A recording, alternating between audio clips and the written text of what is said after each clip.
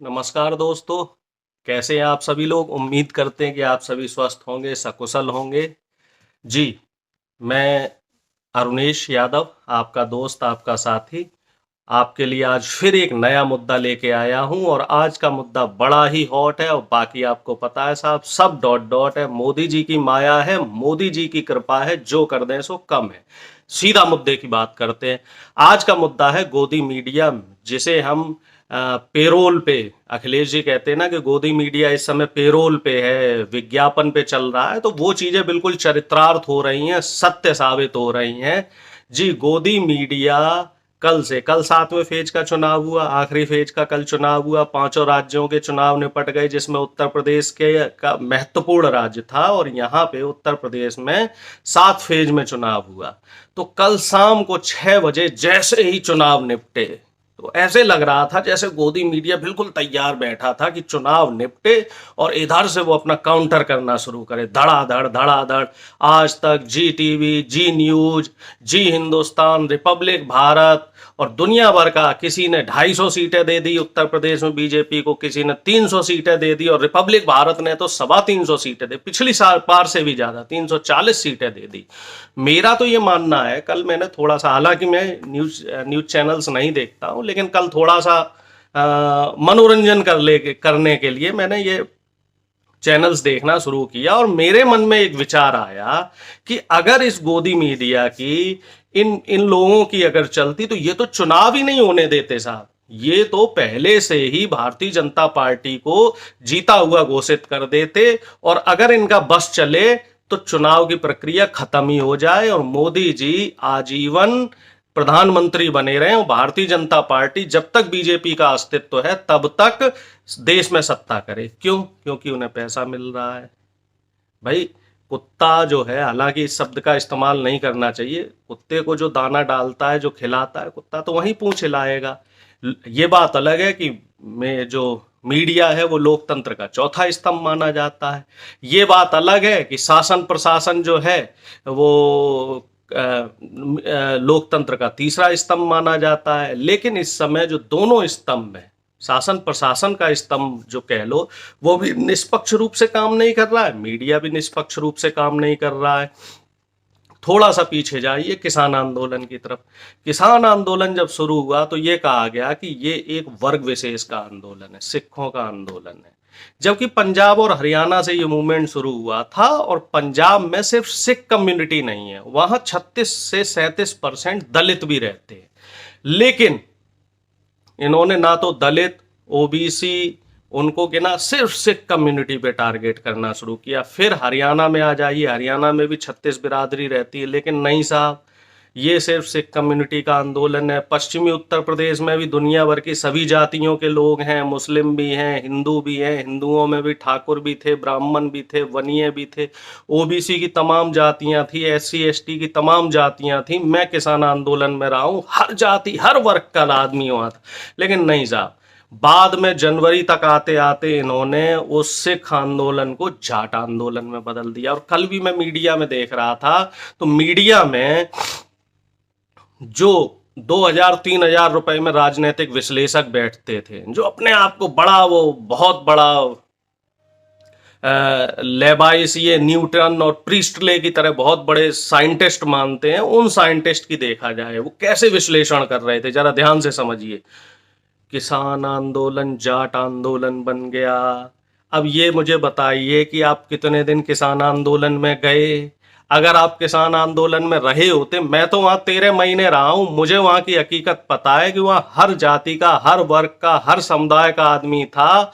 और अगर main stream media का बस चलता तो मेन स्ट्रीम मीडिया उस आंदोलन को होने ही नहीं देता। आंदोलन हुआ, सफल रहा, लखीमपुर खीरी की घटना हुई और दुनिया भर की चीजें हुई।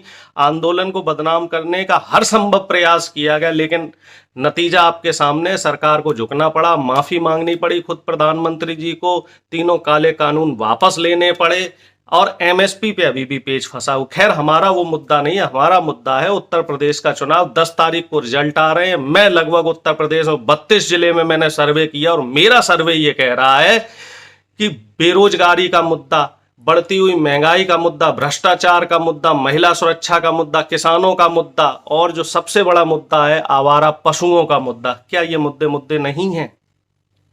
क्या सिर्फ गोदी मीडिया के हिसाब से कल वो समीकरण भी दिखा रहे थे जातियों के कि इतनी जाति ने बीजेपी को वोट दिया, इतने परसेंट, और इतने परसेंट नहीं दिया, इतनों ने इतने दिया।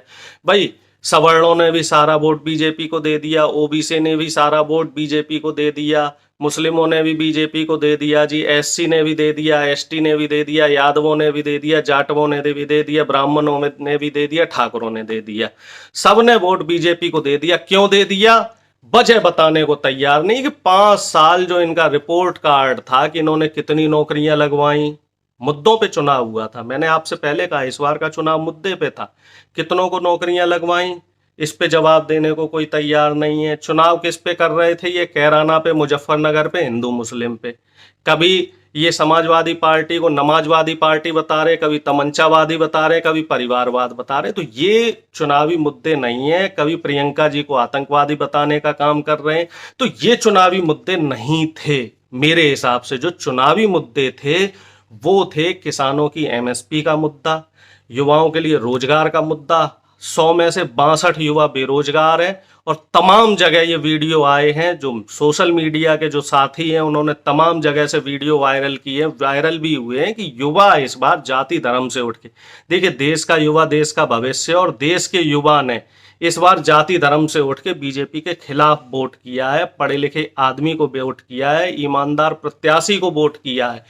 और तीसरी बात की जाए, जो महिलाओं का वोट परसेंटेज बढ़ा है, तो निश्चित तौर पे इस बार महिलाओं ने जो है जो महिलाओं के खिलाफ जो अत्याचार की घटनाएं हैं, पिछले 5 साल की जो सरकार रही थी समाजवादी पार्टी की, उसमें जो क्राइम रेट था उससे इस साल की जो इस बार की जो योगी आदित्यनाथ जी की सरकार है उसमें और पिछली सरकार में लगभग 32% क्राइम रेट में इजाफा हुआ है। और ये सिर्फ मैं महिला के खिलाफ शोषण की बात कर रहा हूं, तो इसका भी व्यापक असर देखने को मिला है।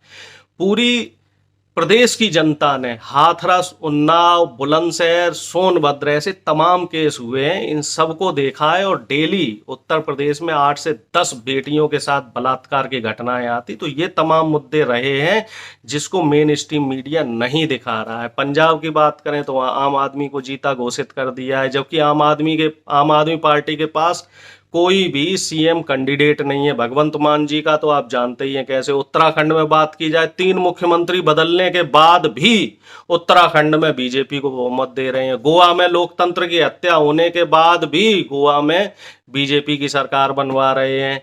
मणिपुर में 2 विधायक होने के बावजूद भी बीजेपी की सरकार बना रहे। 2017 में मणिपुर में सिर्फ 2 विधायक थे और लोकतंत्र की हत्या कर भारतीय जनता पार्टी ने वहां सरकार बनाई। ऐसे ही गोवा में इनकी कम सीटें थी, कांग्रेस की सबसे ज्यादा सीटें थी, फिर भी गोवा में इन्होंने सरकार बनाई। कैसे बनाई? लोकतंत्र की हत्या की, विधायकों की खरीद फरोख्त की। जनता इन सब चीजों को मद्देनजर रख के 2019 के बाद से आप देख लीजिए, जिसे भी वोट देती है एक तरफा देती है। और 2019 के बाद से इनका वोट पैटर्न देखिए, कहीं भी इनकी सरकार, महाराष्ट्र में इनकी सरकार बनी नहीं बनी, झारखंड में सरकार बनी नहीं बनी, दिल्ली में सरकार बनी नहीं बनी, बिहार में इन्होंने लोकतंत्र की हत्या की, जबकि बिहार में महागठबंधन की सरकार बन रही थी, श्योर शॉट बन रही थी, क्लियर कट बन रही थी। बंगाल में इन्होंने हर संभव प्रयास किया, बंगाल में इनकी सरकार बनी नहीं बनी, तमिलनाडु में इनकी सरकार बनी नहीं बनी। और मैं पूरे दावे के साथ कह सकता हूं कि जो ये 5 राज्यों में चुनाव हो रहा है, इसमें से एक भी राज्य में भारतीय जनता पार्टी सत्ता में नहीं आएगी। मेरी बात को आप नोट कर लेना। गोदी मीडिया को मुंह छुपाने की जगह नहीं मिलेगी। वही सुधीर चौधरी, अंजना ओम कश्यप, तमाम जो ये पेड पेरोल वाले लोग हैं, ये लोग 10 तारीख को शाम को आते आते इनके बयान देखना कि लोग बिक गए, हिंदू मुस्लिम पे नहीं हुआ, विकास पे काम नहीं हुआ, ये नहीं हुआ, वो नहीं हुआ, तमाम उल्टी सीधी बातें कहते हुए नजर आएंगे। तो बेफिक्र रहें। मेरी युवाओं से, महिलाओं से, किसानों से, मजदूर साथियों से अपील है, बेफिक्र रहें, मजबूती से ईवीएम की रक्षा करें। जो काउंटिंग जहां होने जा रही है वहां मुस्तैदी से रहें। और जो भी पार्टी के, विपक्ष के जो भी कार्यकर्ता है, वो 2 दिन 3 दिन और थोड़ा अच्छे से काम करें। निश्चित तौर पे लोकतंत्र की जीत होगी और भारतीय जनता पार्टी औंधे मुंह गिरेगी। मैं अपनी बातों को यहीं ख़त्म करता हूँ। उम्मीद करता हूँ कि आपको मेरी बातें ठीक लगी होंगी। इस वीडियो को लाइक करें, कमेंट करें, ज़्यादा से ज़्यादा शेयर करें और मेरे चैनल को सब्सक्राइब करना ना भूलें। लोकतंत्र का ये पर्व रहा और सभी लोगों ने बढ़ चढ़ के इस पर्व में हिस्सा लिया और इस बार का जो चुनाव है ये कई मायनों में बहुत महत्वपूर्ण रहा। कई मुद्दे रहे, जो मुद्दे रहे वो मैं कल जो मैं वीडियो बनाऊंगा उसमें उन मुद्दों पे चर्चा करेंगे। मैं अपनी बातें यहीं ख़त्म करता हूँ। जय हिंद, जय भारत,